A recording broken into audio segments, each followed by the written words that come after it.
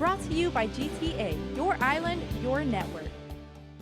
While he led the rules and regulations for medicinal marijuana lapse into law late last year, Governor Eddie Calvo had his fair share of concerns. Senior advisor Troy Torres. He looked at it and he said, this is not sustainable. This is a regulatory nightmare, and it's just ripe for corruption, political corruption. Last month, Governor Calvo said the new rules would be nearly impossible to regulate. And because medicinal marijuana was the will of the people through a legislative referendum back in 2014, Governor Calvo instead says recreational marijuana would be easier to carry out.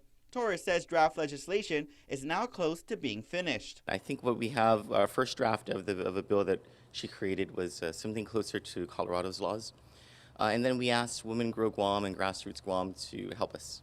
Adelup is on its second draft of the bill, which they expect to be ready as early as next week. The bill proposes adding a new chapter to the marijuana control law relative to regulating the use, production, sale, and taxation of marijuana and the declassification of marijuana as a Schedule I controlled substance. One of the big debates that's happening is whether the legalized age for consumption is 21, should be 21, or should be 18, and some people are coming back and saying, no, it should be 25. So that's something that's a work in progress, and if people have comments on that, please let us know very soon. Part of the draft bill also addresses restrictions on personal cultivation and penalties, along with lawful operations of marijuana-related facilities.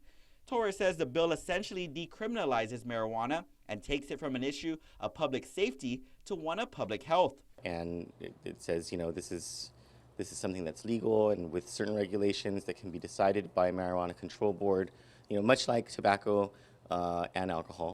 The bill would require the legislature to create the Marijuana Control Board, who would have authority to promulgate rules and regulations. And just like Governor Calvo has suggested, the draft bill also imposes a 15% excise tax for every marijuana cultivation facility. After deducting the cost of establishing the board and any necessary regulations, the first $40 million in revenue raised annually from the excise tax would be credited to the Guam Memorial Hospital. No excise tax, however, will be levied upon marijuana intended for sale at medical marijuana centers. We're making this bill as simple as possible so that we don't run into those bureaucratic nightmares. Adelup wants your feedback, and you can comment or message on the governor's Facebook page at Eddie Calvo, or you can email Adelup at governor@guam.gov. It does seem like a very progressive initiative, and you know, Governor Calvo more or less is a progressive governor who has embraced different things that many people wouldn't think that he would, because he's described as a conservative, but I think he just wants things to work for everybody. Reporting for Guam's News Network, I'm Ken Quintanilla. Brought to you by GTA, your island, your network.